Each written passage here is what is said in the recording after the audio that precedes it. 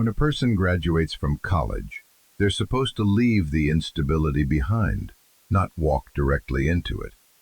What he discovered would change everything.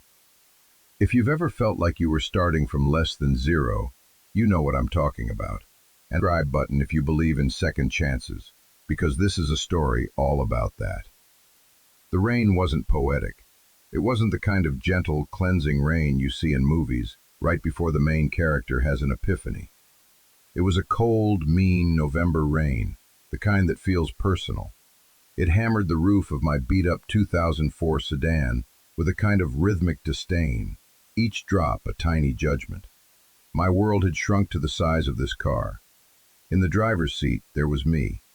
In the passenger seat, a cardboard box holding a few textbooks I couldn't sell back, a threadbare hoodie, and a rolled-up diploma in a cheap black tube. That diploma was supposed to be a key, a ticket to a different life. Instead, it just felt like a receipt for a purchase I couldn't afford and couldn't return. 4 years of part-time jobs, instant ramen, and all-night study sessions, and my grand prize was a piece of paper and the driver's seat of a car that smelled like damp carpet and desperation. I was 22 years old, officially an adult with a degree in communications, and profoundly, utterly homeless. The last of my student housing had evaporated with the turning of the tassel. My parents were a faded memory from a decade ago, and the foster system had politely but firmly shown me the door on my 18th birthday. College had been a 4-year extension, a buffer against the inevitable drop. Now, the drop had come. My phone, its screen a spiderweb of cracks, was plugged into the cigarette lighter, sucking the last dregs of life from the car battery. I had $17 in my bank account. The gas tank was just under a quarter full. I had been driving aimlessly for 2 hours, watching the strip malls and familiar cityscapes blur into a watercolor of neon and wet asphalt. Every time I saw a "now hiring" sign, a knot of shame and exhaustion would tighten in my stomach. What would I even put for an address? The corner of nowhere and out of options? The truth was, I was just too tired to pretend anymore. Too tired to craft another hopeful cover letter. Too tired to put on the clean but wrinkled shirt for an interview where my primary qualification was being able to fog a mirror. The engine of my ambition, which had run on fumes for 4 years, had finally seized. I rested my forehead against the cold glass of the driver's side window, the vibrations of the engine a weak pulse against my skin. The rain kept coming. This wasn't a life. It was a waiting room. I just didn't know what I was waiting for. Then I remembered the phone call from 3 weeks prior. A call I had dismissed as a bureaucratic mistake or a cruel joke. It was from a man named Arthur Henderson, a lawyer from a small town I'd never heard of, 3 states away. He had a voice like dry paper shuffling. He'd informed me, in the most dispassionate tone imaginable, that my maternal grandmother, Eleanor Vance, had passed away. I barely remembered her. A vague image of a woman with flour on her hands and a garden full of towering, unruly plants. My mother had been estranged from her, and after my mother passed, there was no contact. Mr. Henderson had gone on to say that she had left her entire estate to me. I almost laughed. Her estate. I pictured a dusty trunk of old photographs and maybe a chipped porcelain cat. He'd clarified. Her estate consisted of a 2.5-acre parcel of land and a structure on it. He'd used the word structure very deliberately, as if refusing to commit to calling it a house. He said there were keys and a package for me at his office whenever I was able to collect them. At the time, drowning in finals and the impending doom of graduation, I'd thanked him and promptly forgotten about it. A piece of land 3 states away felt less real than the job I didn't have. But now, sitting in my car with the rain beating down, that forgotten call felt like the last flickering light in a long, dark tunnel. It wasn't a plan. It wasn't even a good idea. It was just somewhere else. And somewhere else was infinitely better than here. I turned the key, the engine sputtered in protest before catching, and I pulled away from the curb, leaving behind the city that had chewed me up and spit me out. I was heading toward a structure, a ghost of a grandmother, and the terrifying, fragile possibility of a place to land. The drive to Mr. Henderson's office was a journey through the forgotten parts of the country. The highways gave way to 2-lane roads, and the 2-lane roads gave way to cracked asphalt that seemed to apologize for even being there. The town, when I finally found it, was less a town and more a collection of buildings that had agreed to grow old together. His office was on the 2nd floor of a brick building with a faded sign that read, "Henderson and Son, Attorneys at Law," though there was no evidence of a son anywhere. The man himself was exactly as his voice had suggested, thin, dry, and dressed in a suit that was 20 years out of style. He didn't offer condolences, he offered a seat. His office smelled of old books and dust. He looked at me over the top of his glasses, his expression not unkind, but deeply pragmatic. "Mr. Vance," he said, "I'm glad you made it. I was about to file the property as abandoned." He slid a large manila envelope and a heavy, tarnished brass key across the polished surface of his desk. "This is the key to the main structure. Everything you need to know is in here." He tapped the envelope. "The deed, a plat map of the property, and a personal item your grandmother insisted be delivered to you directly." His eyes held mine for a moment. "I feel it is my duty to inform you that the property is rustic. There are also 3 years of back taxes owed, just over $2,000. The county will seize the land in 6 months if they aren't paid." He said it all with the flat finality of a doctor delivering a diagnosis. It was a test. He was waiting to see if I would cut and run. The $17 in my bank account screamed at me to do just that. $2,000 might as well have been $2 million. But then I looked at the key. It was old and solid. It was real. It was more real than anything else in my life right now. "Thank you, Mr. Henderson," I said, my voice steadier than I felt. "I'll take care of it." He gave a slight, almost imperceptible nod.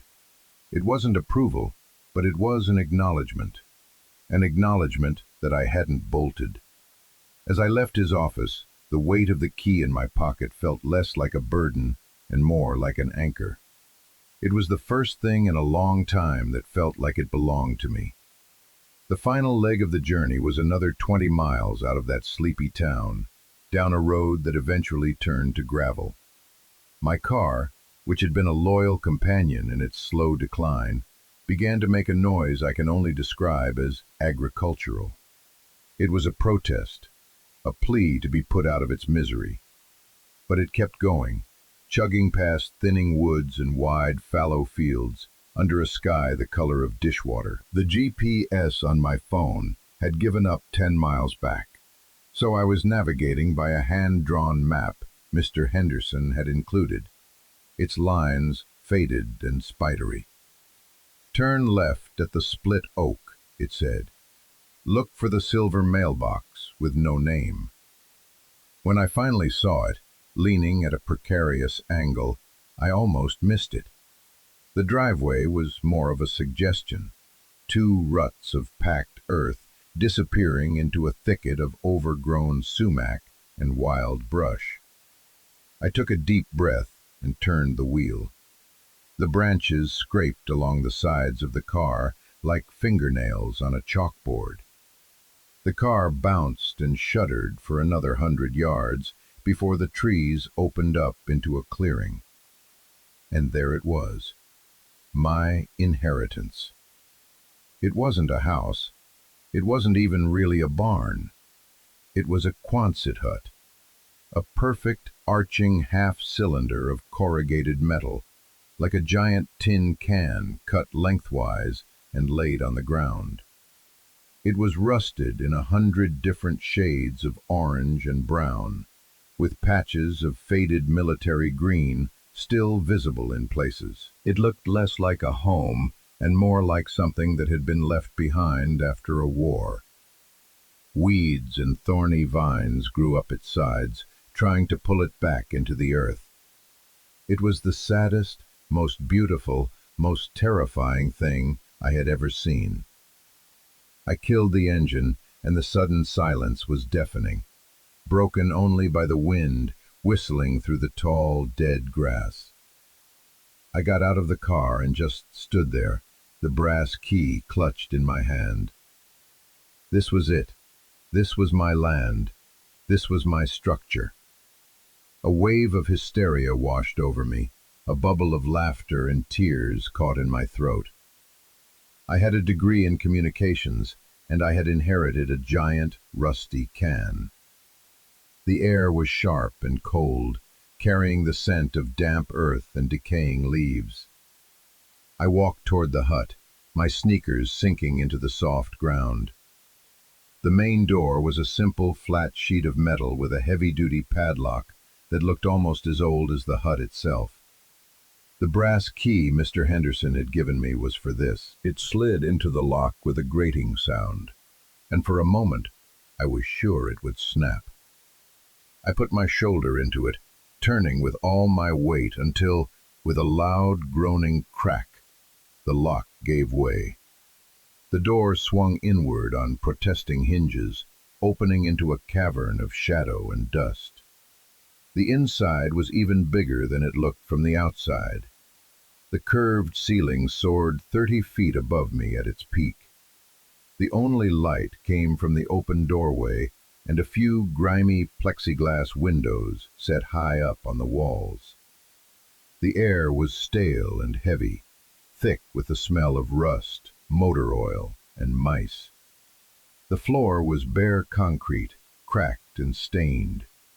It was mostly empty. Against the far wall sat a simple metal-framed cot with a thin, stained mattress. Next to it was a small, pot-bellied wood stove, its pipe running up and out through the ceiling. A few rough wooden shelves held some cans of food, a stack of chipped plates, and a collection of old tools, wrenches, hammers, a handsaw with a fine layer of rust on its blade. It was a survivor's space, not a living space. It was a place you came to hide, not to live. Disappointment hit me like a physical blow. What had I expected? A charming rustic cabin? A hidden treasure? All I had found was a cold metal shell and the evidence of a lonely life.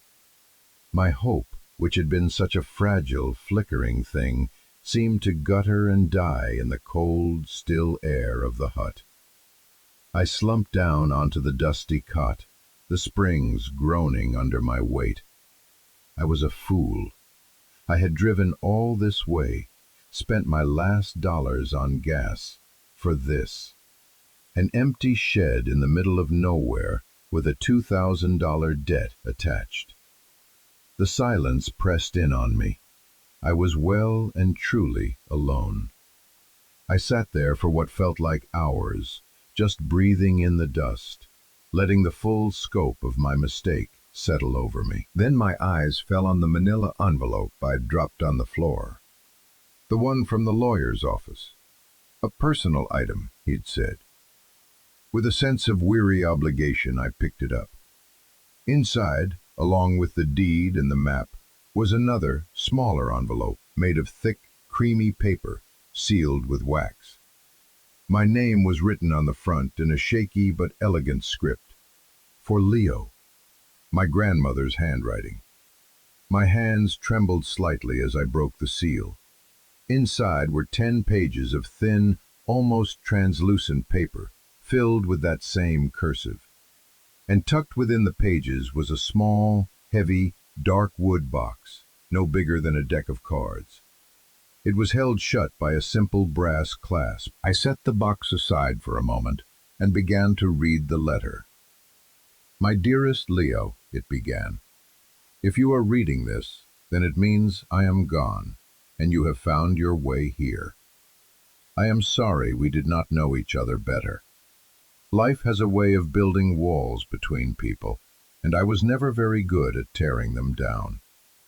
I imagine you are standing in the old hut, wondering what kind of a woman would live in such a place, and what kind of a legacy this is to leave her only grandson. I hope by the end of this letter you will understand."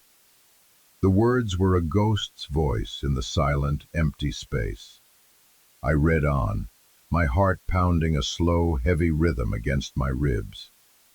She wrote about her life as a young botanist, her passion for agriculture, for the old ways of growing things. She wrote about my mother, about their falling out, a fight over money, over ambition, over my grandmother's refusal to sell this land to developers who came sniffing around decades ago.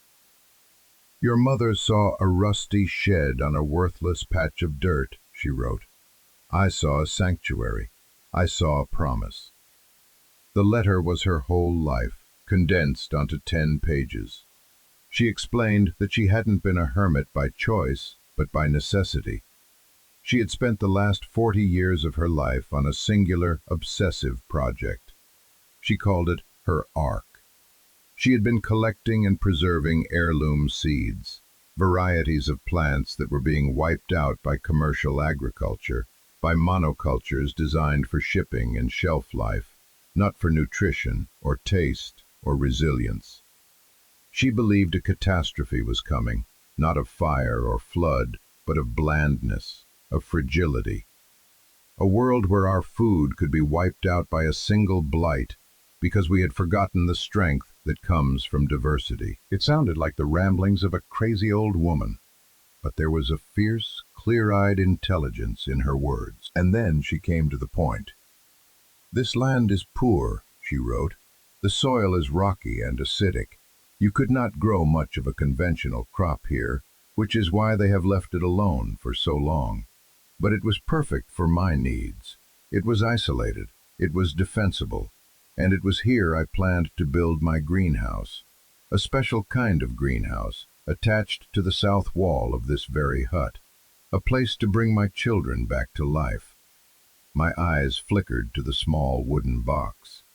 Inside that box, Leo, is the heart of it all, my most precious collection, the seeds for the radiant, an almost extinct variety of tomato our family brought over from the old country generations ago. They aren't pretty, they don't ship well, but they are packed with more nutrients than any modern hybrid, and their taste is like sunshine. They are tough, resistant to drought and most common blights. They are survivors, just like us. A tear dripped from my chin and landed on the page, smudging the ink. "I am leaving you not just the land, but a purpose, a legacy. It will be hard.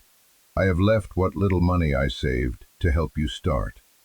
You will find it tucked inside the cover of The One Straw Revolution on the bookshelf. It is not enough to make you rich. It is seed money.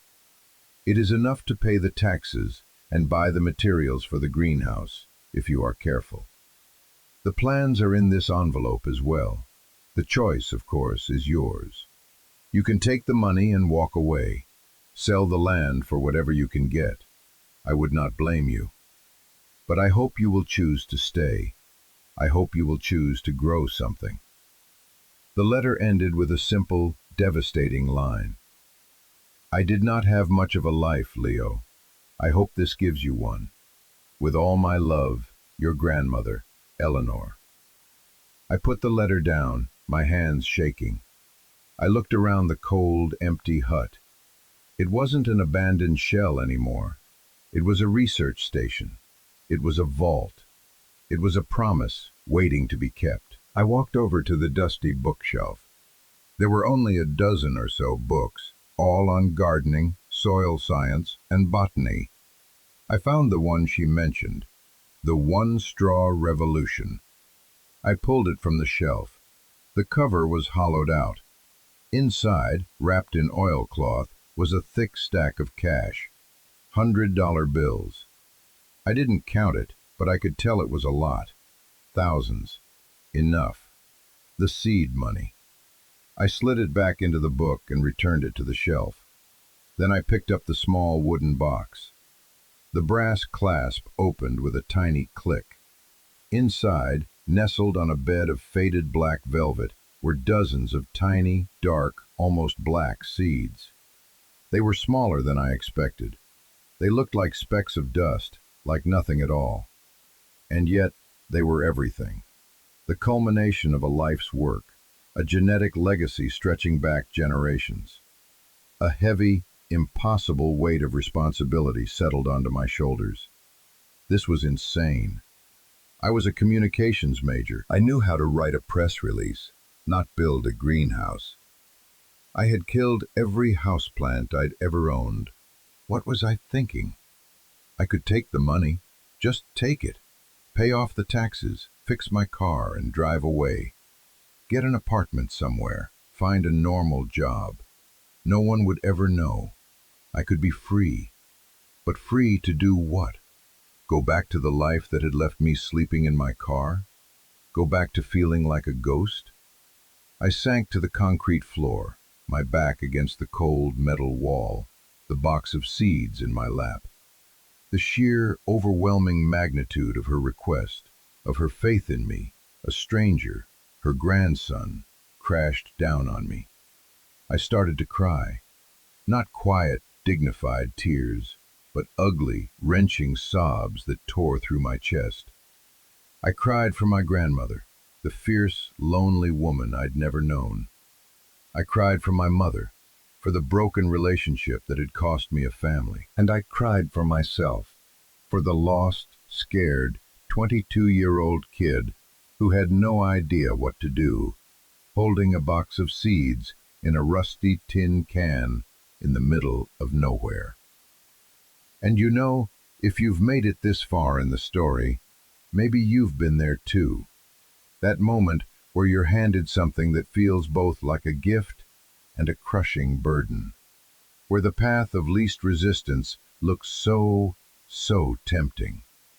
It's a moment that defines you. What do you do when you're terrified? What do you do when the challenge seems impossible? Let me like that. A choice that scared you to your very core. Because sharing these stories, that's how we know we're not alone in the struggle. Now, let's get back to that cold, concrete floor. I don't know how long I sat there, but eventually, the tears ran out. I was left with a hollowed-out, echoing emptiness. The sun was beginning to set, casting long, distorted shadows across the floor through the open door. The light turned the dust motes into a swirling galaxy of gold. I was cold, I was hungry, and I was exhausted. I looked down at the tiny seeds in the box. They were so small, so unassuming. It seemed impossible that life, that a legacy, could be contained in something so fragile. I thought about the easy way out. The money was right there. I could be on a bus to anywhere by morning. But then I looked at the letter again, at her shaky, determined handwriting. I did not have much of a life, Leo. I hope this gives you one. It wasn't just a gift of land and seeds. It was a transfer of purpose. She had spent her life guarding this legacy, and in her final act, she had passed it to me. To abandon it would be to say her life's work meant nothing, that her sacrifice was for nothing. I couldn't do it. I just couldn't. A strange sense of calm settled over me. It wasn't confidence. It was something quieter. It was resolve. I didn't know if I could succeed. I didn't know the first thing about building or farming.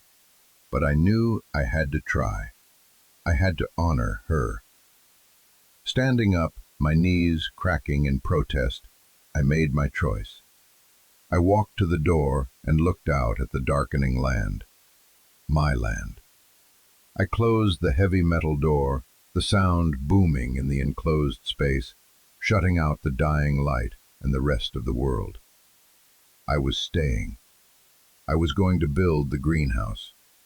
I was going to plant these seeds. In the dark, I fumbled for the box of matches I'd seen on the shelf and lit an old kerosene lamp.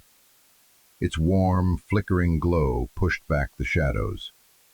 It wasn't much, but it was a start. It was a light in the dark.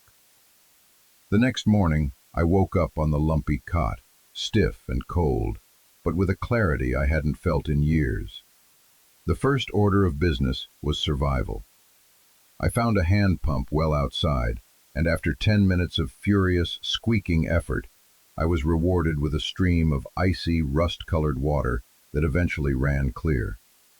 It was the sweetest water I'd ever tasted. I ate a can of cold beans from the shelf, a meal that felt more satisfying than any restaurant dinner. Then I got to work. I took out the plans my grandmother had left.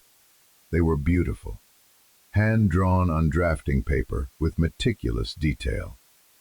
It was a lean-to design, a simple but brilliant structure that used the south-facing wall of the Quonset hut as its fourth wall and thermal mass.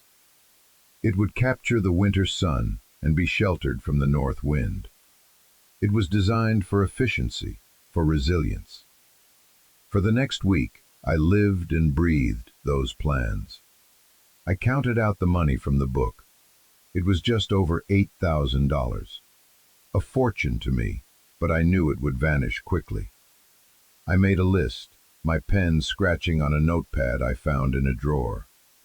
Lumber, PVC pipe for the hoops, greenhouse plastic, fasteners, tools I didn't have. I spent 2 days just clearing the space where the greenhouse would go, hacking away at decades of weeds and thorny brush with a rusty scythe I found in the corner. My hands, soft from years of typing and turning pages, were raw and blistered by the end of the first day. Every muscle in my body screamed. It was brutal, back-breaking work. But with every swing of the scythe, I felt like I was clearing away not just weeds, but the fog of my own uncertainty. I was physically carving out a space for my future. My first trip back into town was a shock. Driving my rattling car down the gravel road, I felt like a traveler returning from a distant land. The small town that had seemed so sleepy and dead now felt like a bustling metropolis. I went to the county office first, a small brick building smelling of stale coffee. I walked up to the counter and paid the $2,112 in back taxes, using a wad of cash that made the clerk's eyes go wide. Handing over that money was terrifying. It was a huge chunk of my seed money.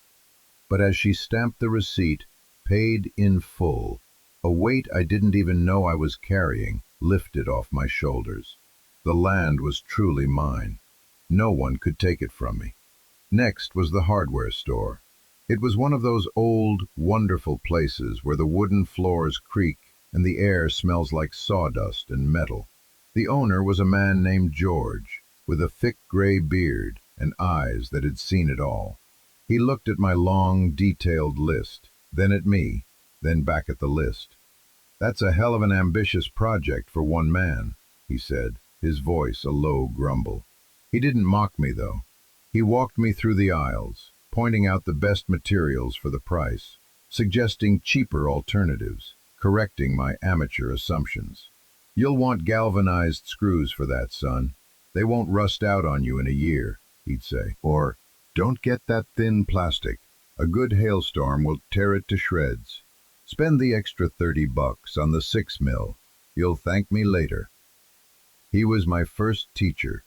He spent 2 hours with me, a stranger with a crazy plan. When it was all rung up, he knocked 10% off the total.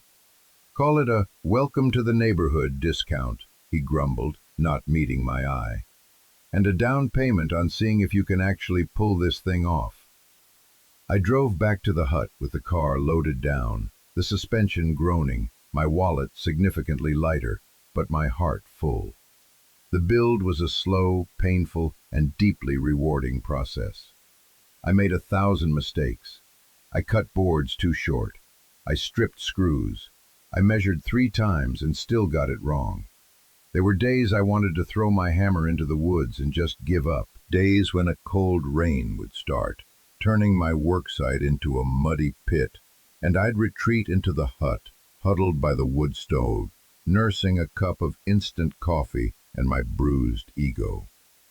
But every morning I would get up and go back out there. I learned to read the grain of the wood. I learned the satisfying thud of a nail driven home true. I learned the rhythm of the work.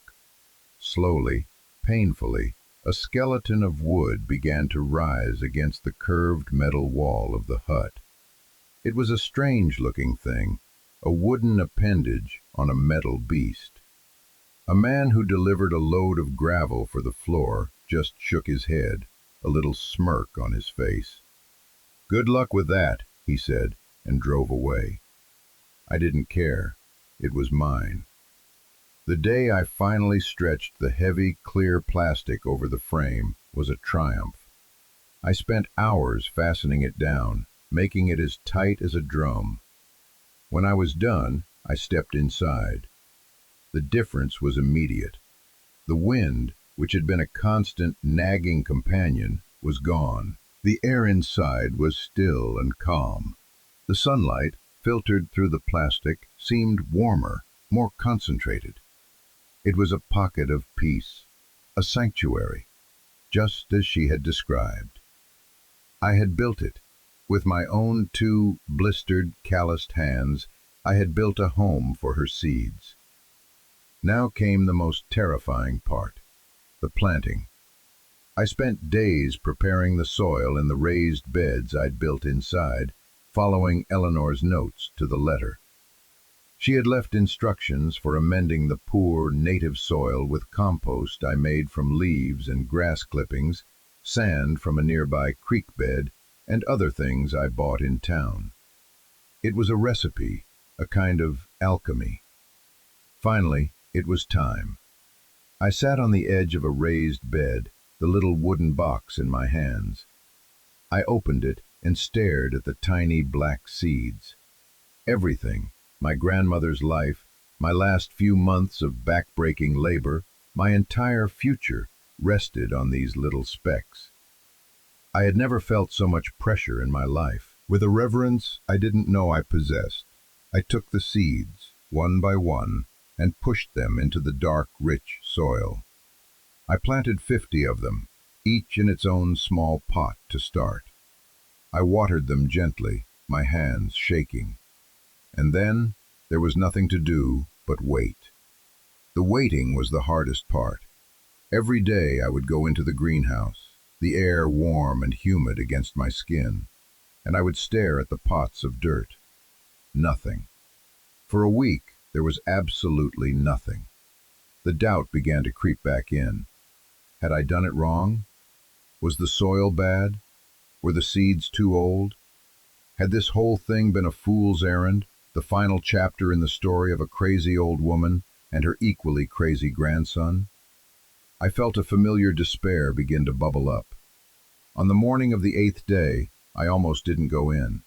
I was too afraid of the continued emptiness. But I forced myself. I slid open the door and walked inside, the warm air wrapping around me. I knelt down by the first row of pots, and I saw it. Poking through the surface of the soil, no bigger than an eyelash, was a tiny speck of green.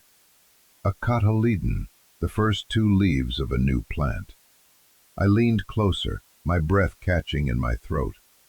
It was real. I moved to the next pot, and the next. There they were, dozens of them, tiny, fragile, but undeniably alive. I knelt there on the gravel floor of the greenhouse I had built, and I laughed. A real, deep, joyful laugh. They were growing. Her legacy was growing. And in that moment, I felt like I was growing too. That first glimpse of green changed everything. The greenhouse was no longer just a structure. It was a nursery. It was alive.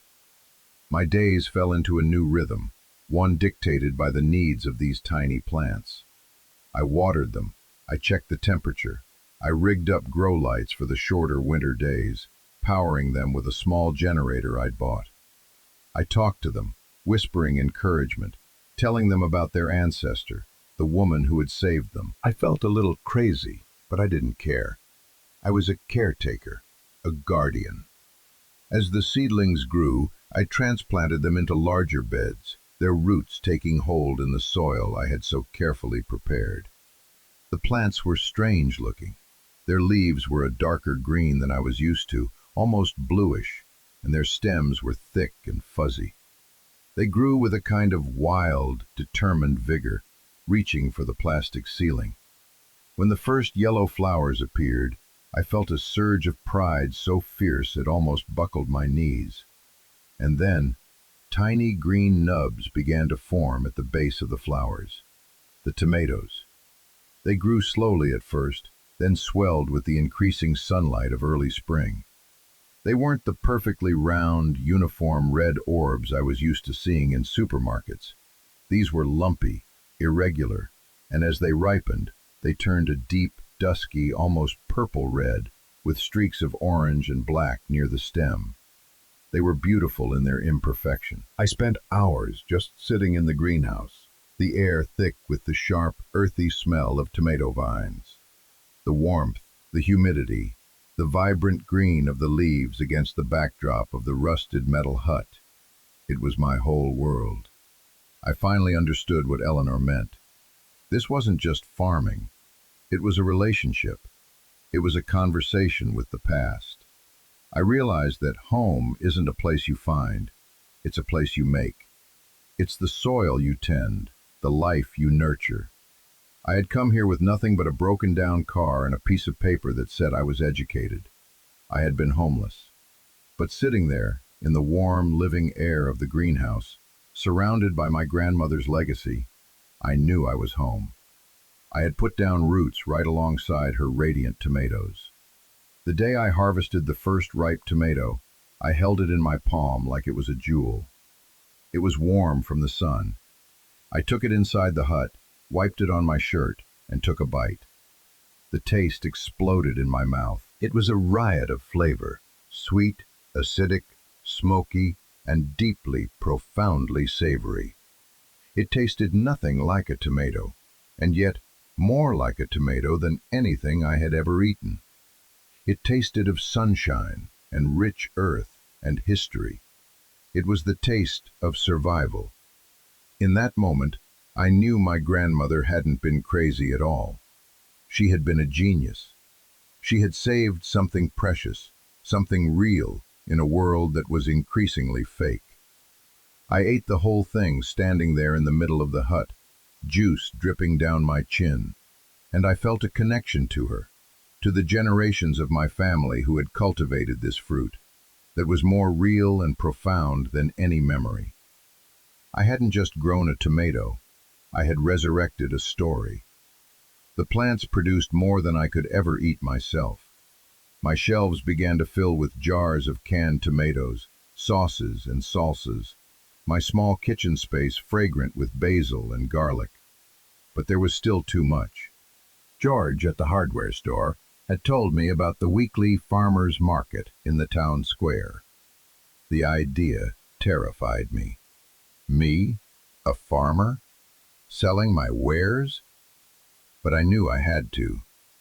I loaded up a few dozen baskets of the ugliest, most delicious tomatoes in the world and drove my rattling car into town one Saturday morning. I set up a rickety card table, my heart pounding. People walked by, eyeing my strange, dark-colored fruit with suspicion. They gravitated toward the stands with the perfect, bright red, perfectly round tomatoes. I was starting to lose hope, when an old woman with a cane stopped at my table. She picked up one of the tomatoes, turning it over in her wrinkled hands. "Haven't seen one of these since I was a little girl," she murmured, her voice raspy. "My grandfather used to grow them, called them black beauties." She bought 5 pounds. Her purchase broke the ice. A few other people, intrigued, bought 1 or 2 to try. The next week, they came back and bought 5 pounds. They brought their friends. I started telling them the story, about my grandmother, about the seeds, about the greenhouse attached to the rusty Quonset hut. They weren't just buying tomatoes, they were buying a piece of that story. I wasn't just a farmer anymore. I was a storyteller, using fruit instead of words. My degree in communications, it turned out, was useful after all. That first summer, I sold enough tomatoes to live on. It wasn't a lot of money, but it was enough. Enough to buy gas, to buy food, to buy more jars for canning. Enough to prove that this could work, that I could work. I used the profits to run electricity out to the hut, and the first time I flipped a switch and a bare bulb illuminated the space, it felt like a miracle. I bought a small refrigerator. I bought a new mattress. Slowly, the rusty hut was becoming less of a shelter and more of a home.